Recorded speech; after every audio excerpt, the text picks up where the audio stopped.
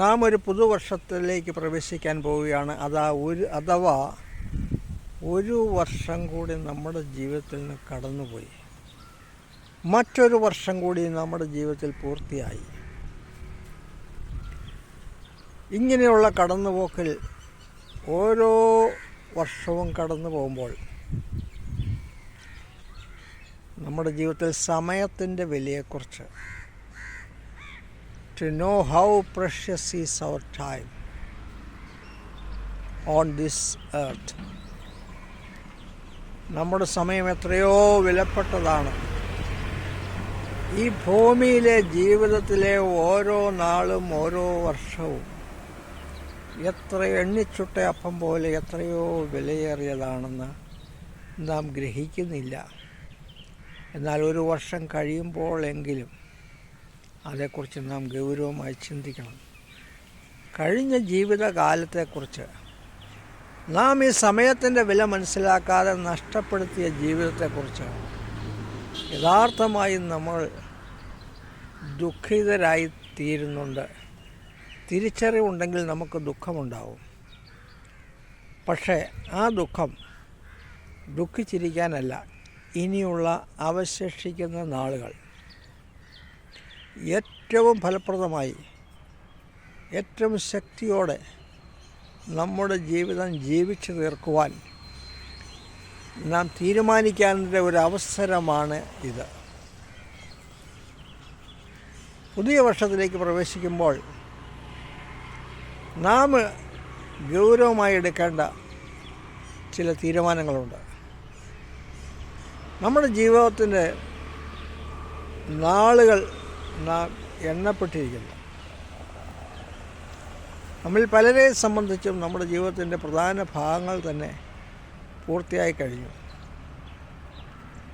ഇനി എത്ര ദിവസങ്ങൾ, എത്ര വർഷങ്ങൾ എന്നറിയുന്നില്ല. ഒരു മനുഷ്യൻ്റെ ആയുസ്സ് ദൈവം പരിമിതപ്പെടുത്തിയിരിക്കുന്നത് 120 വർഷമാണ്. ദീർഘായുസ്സോടെ ജീവിക്കുക എന്ന് പറഞ്ഞാൽ നമുക്ക് 100 വയസ്സിന് മുകളിലേക്ക് 120 വയസ്സ് വരെയും ജീവിക്കാനുള്ള സാധ്യതയുണ്ട്. എന്നാൽ അങ്ങനെ ആരോഗ്യത്തോടെ സമാധാനത്തോടെ നമ്മുടെ ജീവിതത്തിലെ ആയുസ്സിനെ നമ്മൾ പൂർത്തിയാക്കണമെങ്കിൽ നമ്മുടെ ജീവിതത്തെക്കുറിച്ചുള്ള ദൈവത്തിൻ്റെ ഉദ്ദേശം, നമ്മെ സൃഷ്ടിച്ച സൃഷ്ടാവിന് നമ്മളെ ഈ ഭൂമിയിലേക്ക് അയക്കുമ്പോഴുള്ള ഒരു ഉദ്ദേശം എന്താണെന്ന് നാം മനസ്സിലാക്കണം. ഫലം കായ്ക്കാത്ത വൃക്ഷമെല്ലാം വെട്ടി തീയിലിടപ്പെടും എന്നാണ് യേശുക്രിസ്തു പറഞ്ഞത്. നമ്മുടെ ജീവിതത്തിൽ ദൈവം ആഗ്രഹിക്കുന്ന ഫലം നമ്മൾ കായ്ച്ചിട്ടുണ്ടോ? ഇല്ലെങ്കിൽ ഏതു സമയവും നാം വെട്ടി തീയിലിടപ്പെടാവുന്ന അവസ്ഥയിലാണ്. എന്നാൽ ലൂക്കോസ് 13-ാം അധ്യായത്തിൽ കർത്താവ് ഒരു ഉപമ പറയുന്നുണ്ട്. ഒരു മനുഷ്യൻ്റെ തോട്ടത്തിൽ ഒരു വൃക്ഷം നട്ടുപിടിപ്പിച്ചു. അതിൽ ഓരോ വർഷവും ഫലം അന്വേഷിച്ചു വന്നു. എന്നാൽ ഫലം കായ്ക്കേണ്ട സമയമായിട്ടും ഫലം കായ്ക്കുന്നില്ല. ഓരോ വർഷവും 2-3 വർഷങ്ങൾ, പല വർഷങ്ങളിങ്ങനെ അന്വേഷിച്ചിട്ടും ഫലം മാത്രം കായ്ക്കുന്നില്ല.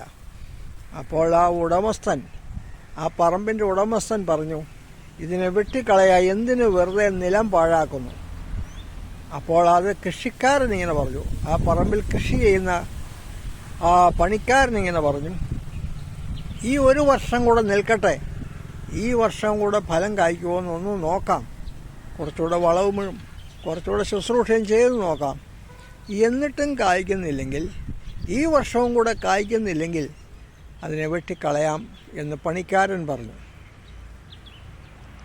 നമ്മുടെ ജീവിതം ദൈവം ഫലം അന്വേഷിച്ചിട്ട് വർഷങ്ങൾ നോക്കിയിട്ടും ഫലം കായ്ക്കാത്ത അവസ്ഥയാണെങ്കിൽ ഏത് നിമിഷവും വെട്ടപ്പെടാവുന്ന അവസ്ഥയിലായിരിക്കും. എന്നാൽ നാം ഈ വർഷത്തിൻ്റെ അവസാനത്തിൽ ദൈവത്തോട് ഒന്ന് അപേക്ഷിക്കുകയാണെങ്കിൽ, ദൈവമേ, എൻ്റെ ജീവിതം പാഴായിപ്പോയി, അഥവാ അവസരങ്ങൾ പലതും ഞാൻ നഷ്ടമാക്കി കളഞ്ഞു, എൻ്റെ ജീവിതത്തിൻ്റെ ഉദ്ദേശം എന്താണെന്ന് പോലും എനിക്ക് മനസ്സിലായിട്ടില്ല. ദൈവമേ, നിൻ്റെ ജീവിതത്തെക്കുറിച്ചുള്ള ഉദ്ദേശം എന്തിനായി, എന്ത് ലക്ഷ്യത്തിനായി ഞാൻ ജീവിക്കണം, അതിനായിട്ട് ജീവിക്കുവാനായിട്ടുള്ള ബോധം എനിക്ക് തരണമെന്ന് പ്രാർത്ഥിക്കുക. 2, എൻ്റെ ജീവിതത്തെക്കുറിച്ച് ദൈവത്തിൻ്റെ ഉദ്ദേശം അത് പൂർത്തിയാക്കുവാനായിട്ട് ഞാൻ ആഗ്രഹിക്കുന്നു. അതിനായി എന്നെ സമർപ്പിക്കുന്നു. എന്നെ വെട്ടിക്കളയരുതേ. എൻ്റെ ജീവിതം ദീർഘിപ്പിച്ച് തരണമേ. എൻ്റെ ജീവിതത്തിൽ അങ്ങ് ദൈവം ആഗ്രഹിക്കുന്ന ഫലം കായ്ക്കുവാൻ എന്നെ സമർപ്പിക്കുന്നു. നമ്മുടെ ജീവിതം വളരെ വളരെ പ്രഷ്യസാണ്, വളരെ വിലയേറിയതാണ്. ആ ജീവിതം നമുക്കും മറ്റുള്ളവർക്കും അനുഗ്രഹമായി തീരേണ്ടതാണ്. ഈ ജീവിതമാണ് നമ്മളെ നിത്യമായ ജീവിതം, നിത്യമായ ജീവിതത്തിന് നമ്മളെ യോഗ്യരാക്കുന്നത്. മാത്രമല്ല, ഈ ജീവിതത്തിൽ ദൈവഹിതപ്രകാരമുള്ള ഫലം നാം കായ്ക്കുകയാണെങ്കിൽ ആ ഓരോ നല്ല പ്രവൃത്തിയും, ഓരോ നന്മ പ്രവൃത്തിയും നമ്മൾ നിത്യമായ സ്വർഗീയമായ പ്രതിഫലത്തിന് നമ്മളെ യോഗ്യരാക്കും, നമ്മൾ സ്വർഗത്തിൽ പ്രവേശിക്കുകയാണെങ്കിൽ. എന്നാൽ നമ്മൾ സ്വർഗത്തിൽ പ്രവേശിക്കാനായിട്ട് നമ്മുടെ നന്മ പ്രവർത്തികളിൽ നിന്ന് നാം കരുതുന്നത് മാത്രം പോരാ. കാരണം എല്ലാ മനുഷ്യനും പാപം ചെയ്ത് ദൈവ തേജസ് നഷ്ടപ്പെടുത്തിപ്പോയി. അതുകൊണ്ട് ഒരു മനുഷ്യനും അവൻ്റെ നന്മ പ്രവർത്തികളാൽ സ്വർഗത്തിൽ കയറുവാൻ കഴിയില്ല. അതുകൊണ്ടാണ് പാപത്തിൽ വീണ് അധപ്പതിച്ചു പോയ മനുഷ്യൻ, ആ മനുഷ്യനെ വീണ്ടെടുക്കുവാനായി ദൈവം മനുഷ്യനായി വന്ന യേശു ക്രിസ്തു. യേശു നമ്മെ സ്നേഹിച്ചതുകൊണ്ട്, നാം നിത്യമായി നശിച്ചു പോകാൻ യേശു ഇഷ്ടപ്പെടാത്തതുകൊണ്ട്, നമ്മെ അത്രയധികം സ്നേഹിച്ചതുകൊണ്ട്, ദൈവത്തിൻ്റെ രൂപത്തിലാണ് നമ്മെ സൃഷ്ടിച്ചത്. തൻ്റെ പുത്രന്മാരായിട്ടാണ് നമ്മെ സൃഷ്ടിച്ചത്.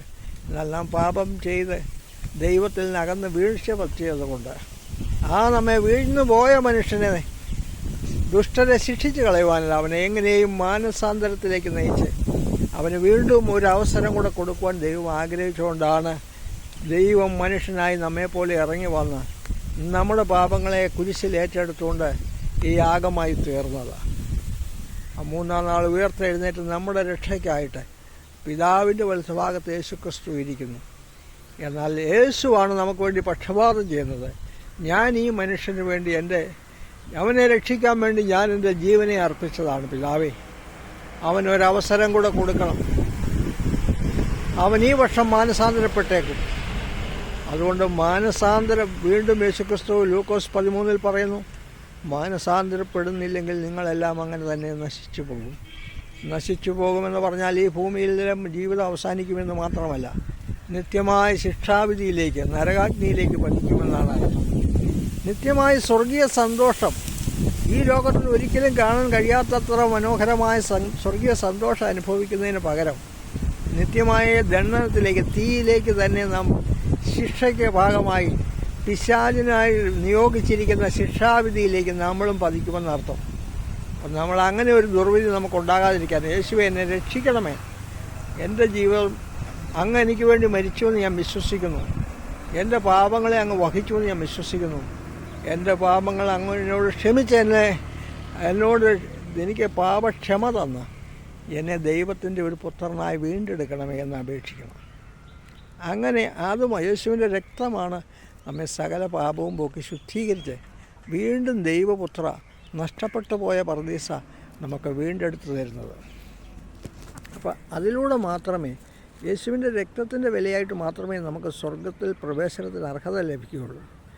അങ്ങനെ ലഭിച്ചു കഴിഞ്ഞാൽ പിന്നെ നാം ചെയ്യേണ്ടത്, നമ്മുടെ ജീവിതത്തെക്കുറിച്ച് ദൈവത്തിനൊരു ഉദ്ദേശമുണ്ട്.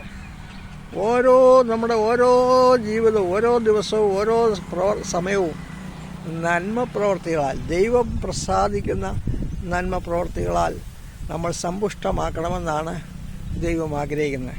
കാരണം ഓരോ ആ നന്മ പ്രവർത്തിയും നമുക്കും മറ്റുള്ള മനുഷ്യനും ഗുണകരമാണ്.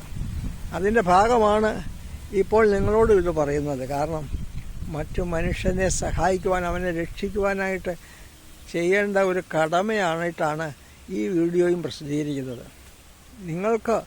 അതുകൊണ്ട് ദൈവം തൻ്റെ മനുഷ്യനോടുള്ള സന്ദേശം മനുഷ്യനെയാണ് ഏൽപ്പിച്ചിരിക്കുന്നത്. അവനോട് ഈ സന്തോഷ വാർത്ത പറയണമെന്നുള്ളത് മനുഷ്യനെയാണ് ഏൽപ്പിച്ചിരിക്കുന്നത്. അതുകൊണ്ടാണ് നിങ്ങൾ ഈ വാർത്ത കേൾക്കുന്നത്. അതുകൊണ്ട് നിങ്ങളുടെ ജീവിതത്തെക്കുറിച്ച് ദൈവത്തിനൊരു പദ്ധതിയുണ്ട്. എന്നാൽ നിങ്ങൾ അതിനായി സമർപ്പിക്കുന്നില്ലെങ്കിൽ നിങ്ങളുടെ ജീവിതം നഷ്ടപ്പെട്ടു പോയേക്കാം.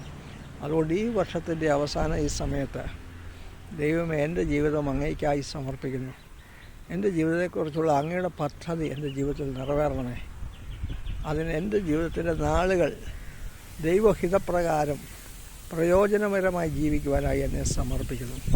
അങ്ങനെ സമർപ്പിച്ച് കഴിയുമ്പോൾ നിങ്ങൾക്ക് എടുക്കേണ്ട 3 തലത്തിൽ നിങ്ങൾ തീരുമാനങ്ങൾ എടുക്കണം.